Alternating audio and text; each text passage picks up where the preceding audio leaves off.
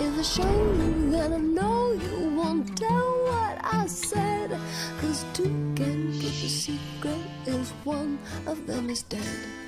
Hey guys, it's Kevin again. As you guys know, tomorrow night, Pretty Little Liars is finally coming to an end, and I have been very much procrastinating with the show, and I'm not gonna lie, it kind of has been intentional. I haven't been watching the show simply because I don't want to. I've realized this season that I just don't really like this show anymore, and there's been other things that I'd rather watch, and this got put on hold because I didn't have the motivation to watch a lot of it, and I would sporadically watch episodes, but I just didn't have the motivation to do so. So that's why I ended up waiting till the season ends. And I said that I'm going to wait till the series ends. You know, once the series ends, then I will get back into it, and that is exactly what I'm going to be doing here. I'm going to be talking about specifically here, episodes 12 through 14, but the next, 5 or so reviews will all be for Pretty Little Liars episodes, unfortunately.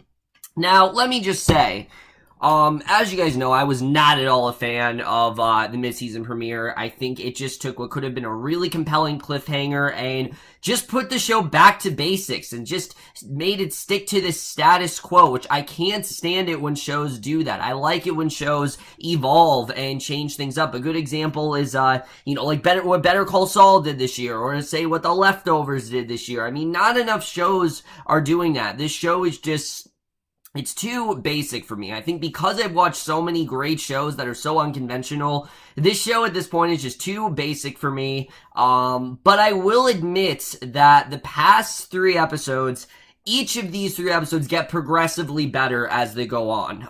The first one's really not that great, I definitely will say. In fact, it's the definition of thriller. The first episode, episode 12, These Boots Are Made for Stalking, is one of the most filler episodes the show has given us in a while. There are some things that I thought was okay, but there's just not a ton to talk about within this episode, and we're going to get into it right now. So, let me first talk about the concept of this board game. The whole thing, Liars, Roulette, I think it's called, the board game that the girls are having to do, because, if they want to get the final clues, they have to play this game and either they win an award or something bad happens to them.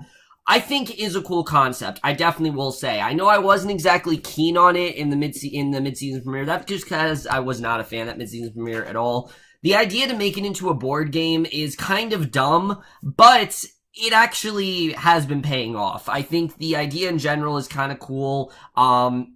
It does kind of make sense the way that AD kind of put this together for them. I think that definitely does make sense. So I did like that whole idea, but this episode, there's really not much going on with this episode. The main plot in general is so throwaway and so dumb. Emily basically, throughout this episode, she's dealing with this girl named Addison. As we know, Emily is now working as a swim coach, and this girl Addison is basically Allie 2.0, but not Allie that we know today. We're talking about when Allie was considered queen bee of the school. Everyone hated her. That is Addison, and this character I couldn't stand. And you're not supposed to, but I don't know why this was such a central storyline. I mean, this girl Addison, like I said, she's basically just acting like Allie. She's rude to everyone. She thinks she can do whatever she wants. She's skipping practice and everything, and Emily benches her, which is what you're supposed to do when someone skips practice. But basically, she's very touchy. She's over the line. I mean, basically, basically she tells Paige, though, what she does here is so dumb. You guys already know how much I dislike Paige. I think Paige, it was one of the dumbest things the show could have done. Bringing her back just felt so unnecessary. They had a whole list of people who wanted to come back, and they're like, all right, you can come back whether it makes sense or not. And Paige returning to the show just has not made any sense. I'm going to be completely honest. None of that part of the show has made sense. The fact that Paige is back. But like I said, she does in fact come back. Obviously she's been back for a while, and Addison makes Paige think that Emily benched her because she's making her uncomfortable, being very touchy, over the line, watching her change in the locker room. All things that Emily obviously wouldn't do. But for whatever reason, Paige believes her. Like, she asks her to forward the picture she has on her phone, and Paige tells Emily what Addison told her, and Emily's obviously understandably angry. Paige, will handle it before Emily really does anything. But basically, we end up seeing that she's at the coffee shop or whatever, and Jenna shows up, and Emily also sees Addison there on her phone alone. So we know that Jenna and Addison are definitely working together, and again, I like that Jenna's back. I think it makes sense for Jen to come back, but Addison is clearly in cahoots with her, and she thinks that AD is behind Addison. Like, AD is telling Addison to do these things, and Addison has a connection to AD, and she wants actually the key to the barn, but Allie doesn't want to give it to her for whatever reason. Emily wants answers, so Allie actually does agree to go with her there, and they're delivered this video on the game, and it shows Addison with her boyfriend. She's actually with him at the same time that she should be at practice, so it turns out AD is actually kind of on their side in this regard, and Emily ends up confronting Addison in the locker room. She's starting to yell, but Paige comes in and stops her. She has an email sent by Addison to another student in a computer class bragging about how she was planning on getting rid of Emily. Her father's actually in the principal's office waiting for her, and basically, she checks her mailbox at the school. She finds this puzzle piece, and after seeing it, she receives this text from AD, and she doesn't bring it to the girls. They don't know really what to make of it, but clearly there's some sort of significance with this puzzle piece. We don't really know what that's about, but this whole plot was so unnecessary. I don't know why this was in here. There was no reason for any of this to be going on. I just found it to be really dumb, and unfortunately, other plots going on this episode really aren't that great. You got Aria and Ezra. She's having doubts about being with Ezra, and she's talking to Holden about it, and again, this might be, I think, the most unnecessary return out of any of them. I mean, there were definitely some unnecessary ones in there, but Holden coming back is probably the most unnecessary. There's really no role he plays here other than for him to just give Aria doubts about Ezra, and for her to maybe think that she shouldn't be with Ezra, because she gets this alert about Ezra and Nicole being published, and she's worried that Ezra, has feelings for Nicole still, and Holden, she's asking him if she should return the ring to Ezra, and just that whole plot just felt so unnecessary. I don't know why this is in here. I don't know why Holden even came back to the show. I don't remember this character at all. Again, I didn't watch the season that he was in, so that's understandable why, but I don't think anyone, pushed for Holden to come back. I could be wrong, but I don't think there's anyone who's like, oh, Holden, we need for Holden to come back. The show needs more Holden. I don't give a shit about Holden, and I'm not upset that he's only in this episode and then he leaves, because I did not really care about him, honestly. And then Hannah and Mona in this episode, again, such an unnecessary plot. We know Hannah's now in this fashion business, which I don't know why the show thinks this is so interesting. It's really boring, honestly. And I do like seeing Mona work with Hannah. Janelle Parrish has always been a delight. She's always been very fun to watch, but unfortunately, this plot, again, just isn't anything that interesting.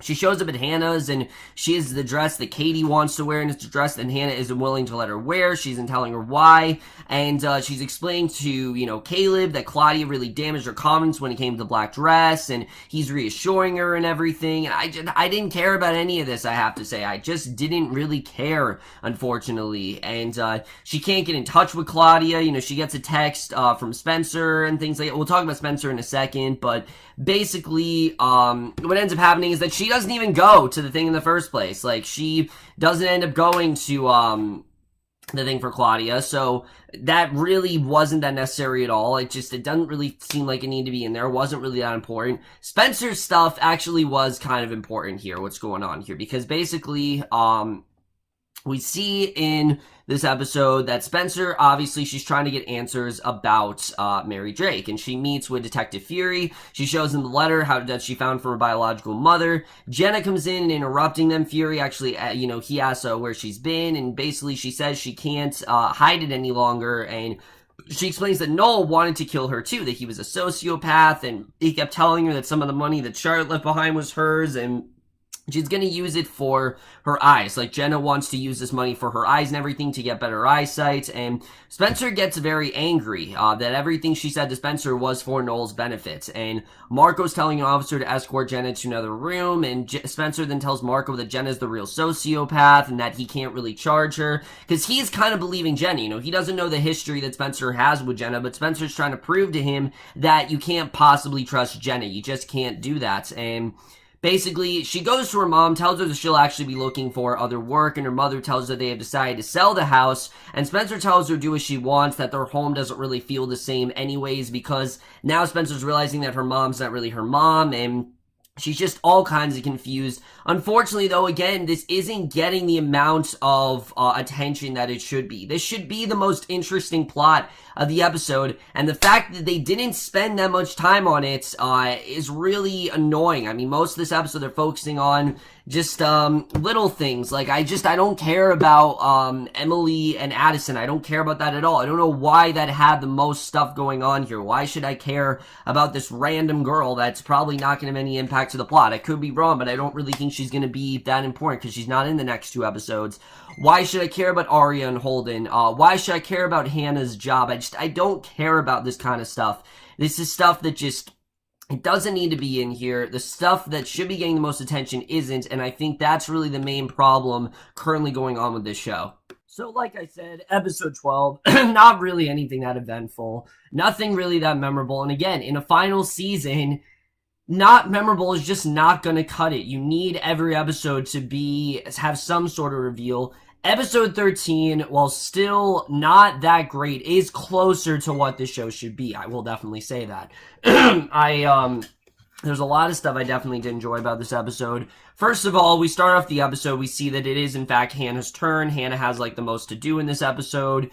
Basically, Caleb tells Hannah and Emily that Hannah made the style sections, and Emily checks to see if any fashion bloggers are talking about Hannah, but she finds a blogger who accused her of stealing the design. Who could this have possibly been? We don't know, but the game orders Hannah to open the door, and she hears this knock, and basically they see a mannequin with Hannah's face on it. Really creepy stuff overall, but she tells Caleb all about the game and apologizes for not telling him sooner, and I'm glad that she did let him in on it. Like, he knows about the game and everything. There's nothing for them to hide between each other, and Caleb reminds her that if a phone is part of the game, the phone could be watching and listening. Now, I will say, I am starting to get back on board with Hannah and Caleb. I know I said that I thought this was just, Marlene King, just doing whatever she wants. She doesn't really care what the story, what the story needs. It's more just her, like, oh, I like this couple, so let's just get them back together. And it still is that for the most part, but I will say,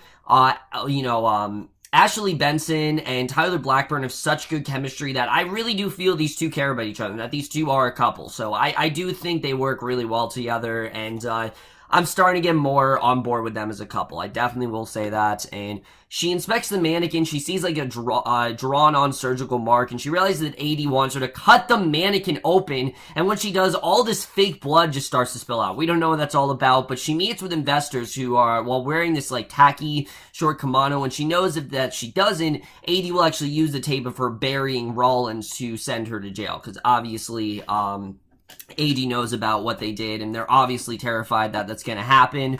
So she visits Caleb in the hospital, and he says that right after being sprayed, he couldn't talk or breathe, because he was in fact sprayed with the blood and everything like that. And basically, when Toby, he couldn't talk or breathe, and because Santa actually skipped her turn playing the game in order to visit Caleb in the hospital, she is then punished. And the way that she's punished is actually really cool. I like the way that this ending was done, where AD literally sends her a severed finger that could possibly be Rollins, therefore getting the liars exposed, and that's kind of what the whole thing's about. It's about keeping them from, it's keeping AD from exposing them, and if they do what AD says, then they get a reward. Hannah deliberately skipped her turn, so obviously she gets a punishment for that. So I will say, that whole plot, I actually did like. I actually did think a lot of it made sense. The rest of this episode was actually pretty solid. I don't think there was anything here that was inherently terrible. There was still some stuff I thought was kind of dumb. Overall, on like Spencer's end, a lot of this episode's her just spending the day with Marco, and I really could just care less about these two. They're playing ping pong together,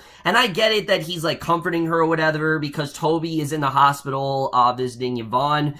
basically, because Yvonne, as we know, is in the hospital, and he's trying to comfort her, and basically, she eventually does run to him in the hospital. He grabs on her, and it seems like everything's going to be okay with Yvonne. In fact, Toby decides that they're just going to get married now, and the second that they get married, she suddenly passes out, and Yvonne actually dies. And yeah, so Yvonne's actually dead. This could not have been more predictable, honestly. Like I said, I think they missed every opportunity possible to make this storyline interesting.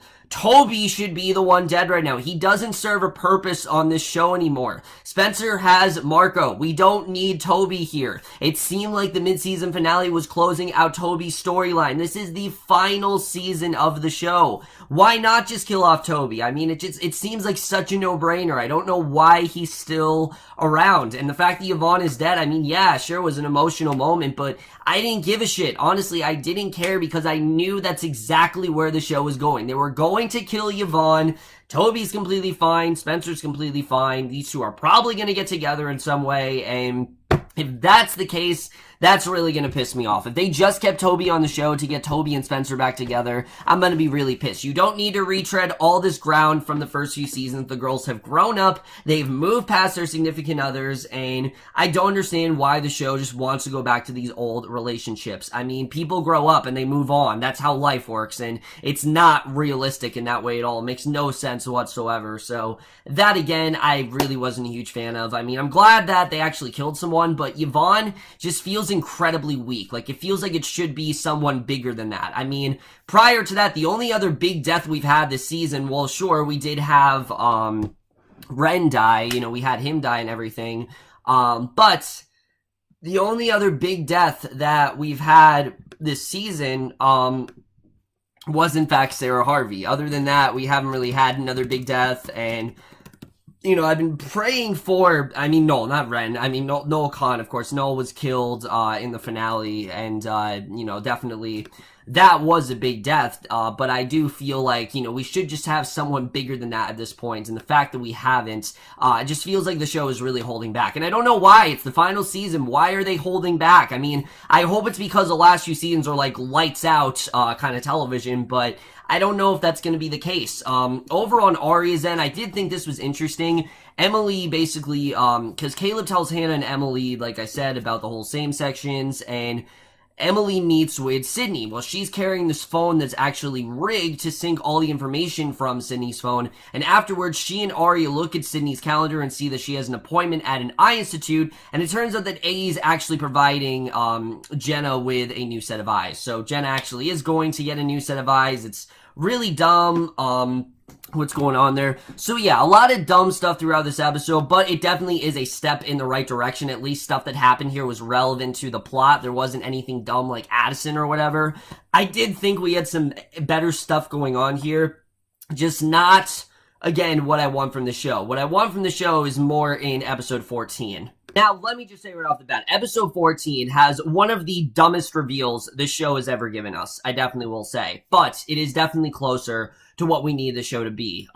First of all, Allie was nowhere to be found in the last episode for no apparent reason whatsoever. She's just out of town for whatever. We don't really know why, but she's just not there. And, she's back in this episode, thank God. We actually get some really decent reveals in this episode. There was actually some really interesting stuff going on here, and I'm not gonna lie, I was, for the most part, really into this episode. I actually thought there was a lot of good stuff going on in this one. Again, it's not great television by any means. It's not, the greatness of the show, but it was definitely closer to what I want the show to be. Basically, we see in the beginning of the episode, at the end of the episode, I forgot to say, at the end of episode 13, one of the biggest reveals is that Nicole has randomly returned, and just out of nowhere, she's returned, because Aria was obviously worried about, her and Ezra, and, Hannah told her to wait it out. Well, Nicole's now seemingly returned, and it doesn't make that much of a difference for Aria in that regard, basically, because Aria, she's telling him that Nicole's gonna have questions in the morning, and she goes to Allie's, and the two talk before realizing the game board's actually in her living room. Now Spencer thought that she was, over this and that it'd be okay, but actually no, it's in her house, and she doesn't really know why. So Spencer actually opens the door to her mom's house and her father's home, and she asks her dad why he didn't come home right away. Why is he just seemingly returned? And he tells her that he was looking for Mary. He loves her. She is their daughter, and they don't regret a thing that he never found Mary. He just, he did not find her yet. So Mary, we don't know exactly where she's gone. She's kind of gone to hiding. So I did like that they did give us a reason as to why Mary wasn't anywhere to be found. Mary's kind of gone out of town or whatever, and like I said, most of this episode was pretty solid, I definitely will say.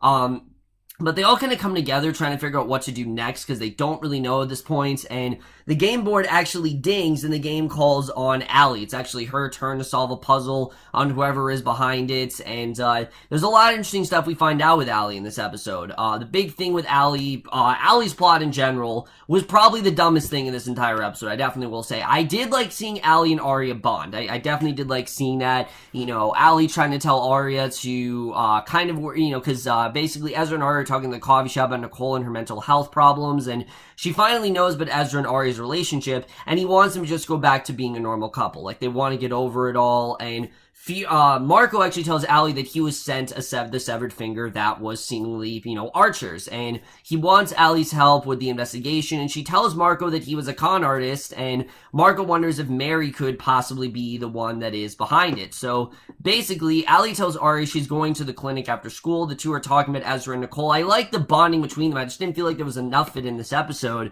But Allie actually hangs up on her because she's feeling very sick, and Aria gets this incoming video threatening her. We don't know what that's really about, but the person in the video tells that Ezra would actually choose Nicole if she knew what Aria had done. So clearly this is AD using this as collateral damage against Aria. We don't really know what she's doing here, but basically, AD wants Allie to go to this baby store. So Aria gets another threatening message, and Allie walks through the store, and her mission is to select 10 items for her baby. No reason whatsoever. She's just supposed to select 10 items, and the lady at the store gives Allie this necklace with the name Emily of her egg donor, and Allie starts to get faint. So yeah, the show basically is telling us that after all this time of Allie thinking that this could be Archer's baby, which she even says in the episode that she's starting to feel him, like she's feeling like his presence is still there, it turns out no, that's not the case, and it actually could possibly be Emily that's the egg donor, and she has no idea what she's talking about. She begs the woman for the puzzle piece. She finds her way out of the store,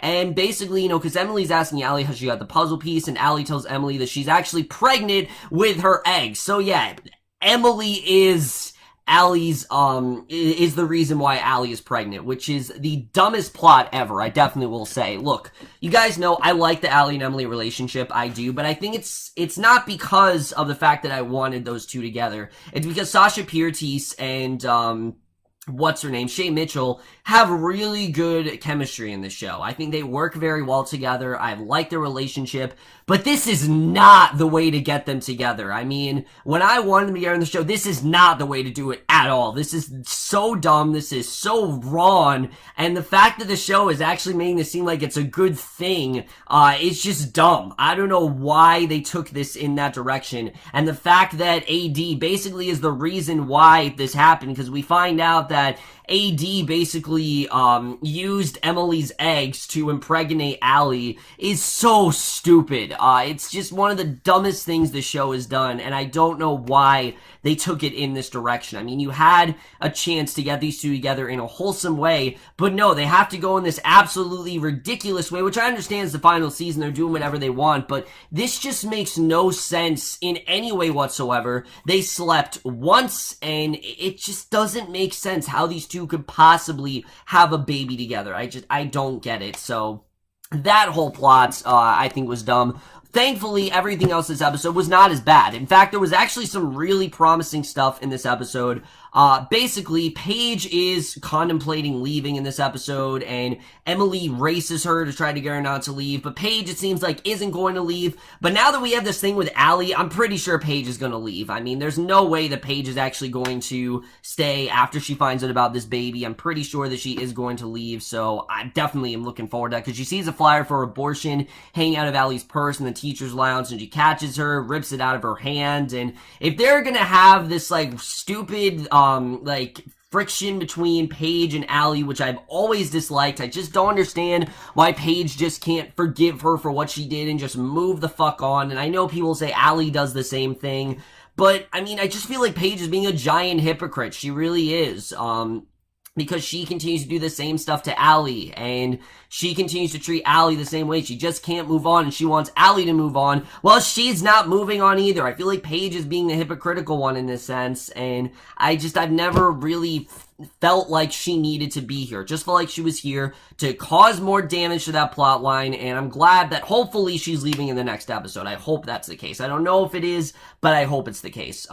As far as stuff with Hannah and Spencer goes, there's actually some really interesting reveals within this episode, because basically they go searching for Mary, because they know obviously she's now disappeared. They knock on a door, and it's the home of Ted. Of course, Ted is the person that Ashley almost ended up with. Remember, she was going to move away, live with him, and she makes plans to meet up with him again for coffee with her mother, and the girls actually leave, and Mary comes out from behind him in the doorway. So you know that Ted and Mary have some sort of connection. You don't know what it's all about, but there definitely is some sort of connection there as to what's going on. And it turns out that Hannah actually meets up with Ted. He tells that he has seen Mary. There's a lot more about. Basically, he tells Hannah that he has known Mary for a very long time, and he confessed to having Ted's baby, basically. Mary and Ted had the baby, and he had no idea about Charles. So it turns out that Charles actually is him and Mary's baby, which is very interesting. And Spencer comes home to see her father waiting. He knows that she was out looking for Mary, and he warns her to stop, but she demands the truth about Mary from him,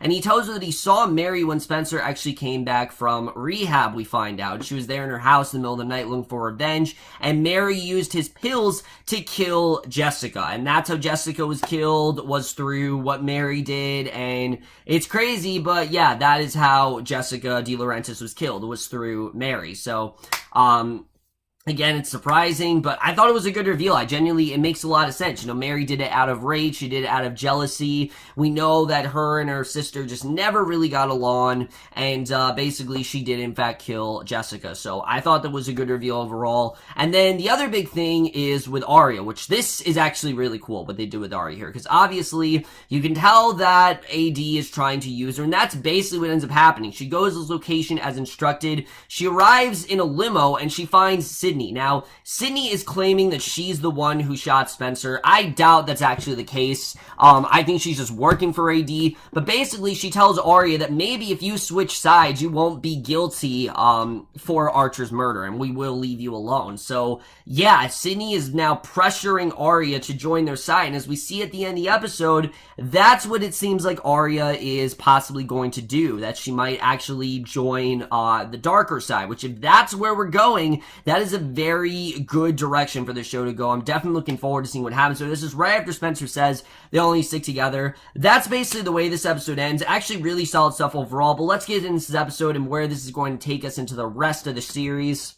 So, like I said, these 3 episodes were a bit of a mixed bag. I mean, the first 2 were just okay to good, but the last one was genuinely a great episode. I definitely will say there was a lot of great reveals packed in this episode, a lot of interesting stuff. Let's talk about the whole thing with Spencer and Mary, because now that she knows information about Mary, I do feel she's going to find out more about Mary Drake. We're going to see Mary Drake more, now that Spencer knows what's going on there. I think we're going to get the confrontation between her and Mary Drake that we have been waiting for. I've been waiting for that confrontation for a while, and I think that definitely is going to come up very soon. So I definitely looking forward to seeing the way that all plays out. As far as Aria, this is a fantastic direction to take her into. Aria is a character that I've always really enjoyed, but I don't feel like Lucy Hale has really been given the best plots. I think a lot of it involves Aria and Ezra, and for anyone who's sick of that, this is exactly the direction to take her into. The idea of her joining the idea of her joining Team AD and turning against the liars is a really intriguing direction. And knowing what AD does and the kind of collateral damage that she's using against Aria, I think this is kind of a no-brainer. Aria should absolutely take this deal. She definitely does need it, and I think it definitely would benefit her in the end. So, yeah, I do think Aria's going to take this, and I think it's the right thing for her to take this. If I was Aria, I definitely would have taken something like this. So, I'm definitely interested in seeing the way that's going to play out. I think Aria, like I said, she's absolutely going to take this deal without a doubt, and I'm interested in seeing the way the rest of that plays out, because I think it's a very interesting direction to take your character in. It's unexpected, definitely, but I do think it's the right direction. It makes a lot of sense why we're going there with her character, so I really do love the way that that's going to be played out. I can't wait to see the way all of that ends up, you know, between Aria and her possibly joining Team A. The whole thing with Paige, like I said, I doubt that Paige is actually going to stay. I think she is going to leave. I think it makes the most sense for them to do that. Either she's going to leave or she's going to get killed. And if she got killed, I'd be a lot happier. I miss Maya, honestly. At this point, I really miss Maya. Maya and Emily was such a wholesome relationship. And this whole thing with Allie is so dumb. I get it that the show wants to, you know, use this as a way to get Allie and Emily together, but this is not the way to do it. The way to do it is have Allie confess that she likes Emily, or what they did in the mid-season finale. I keep going back to the 100th episode where those two are together and Allie talks about how much she cared about Emily and how much she misses their relationship. And that's the way they should have handled this, with that plotline of Allie realizing that Emily's a person that she truly cares about. And Emily's a person that's kind of always been there for her, and that she really does want to be with her. That would have been a much better plotline. The fact that they're doing it this way, just feels so desperate, and it feels like this was just something that Marlene King, again, threw in there just because she wanted these two together at the end of the show, and there's so many other ways they could have done this. I mean, you still could have had Allie and Emily have a baby, but maybe Allie has the baby and Emily decides to move in with her so they can, raise this baby together. That would have been a lot better. But the fact that Emily is the direct cause and AD are the direct cause of why Allie is having a baby is just so stupid, and it makes no sense whatsoever. And it feels so dumb for this show. I mean, the show has had a lot of dumb twists, but this might be the dumbest yet, and I don't know how I'm going to feel about this plot moving forward. I mean, again, I want to like Emily and Allie together, but if the show's going to force me to like them like this, I'm really going to dislike where the show is going to take them for the rest of the series. So we'll have to see the way that really does turn out. And then as far as a severed finger, I like the way we're using this severed finger as like collateral damage. Obviously, Allie knows that, AD is onto them, and they obviously know that, AD knows about them burying Archer's body. I think it's only a matter of time before they are exposed for what they did, and I can't wait to see the way all of that plays out. The journey to that is going to be fantastic. Overall, guys, like I said, these 3 episodes, each of them did, in fact, get better. But now, guys, I am going to rate each episode. So for Season 7, Episode 12, These Boots Are Made for Stalking, I would give that episode a 2.5 out of 5 or C. Just really uneventful for the most part. Not really anything that worthwhile mentioning. For Season 7, Episode 13, Hold Your Peace, I would give that episode a 3.5 out of 5 or a B-. And then the most recent out of the 3, Season 7, Episode 14, Power Play, I would give that episode a 4 out of 5 or a B+. And with that, guys, I have now caught up on 3 episodes of Pretty Little Liars. I now have about 5 more episodes to catch up on. Actually 4, because the series finale is tomorrow night. So I do think I'll have the time to do that, but definitely look forward to those reviews for today and tomorrow. I definitely will try to get those reviews out as quickly as possible. But let me know what you guys thought of these episodes. Love your thoughts. And again, I'm just watching the rest of the show simply because it's ending. If the show wasn't ending, I would have just stopped watching the show altogether, because I'm just not motivated the way I used to be with this show. But that's my review. Hope you guys enjoy it. We'll see you guys in my next, which would be for episode 16. I think, yeah, episode 15 actually of Pretty Little Liars. And I will see you guys for that. Okay, bye.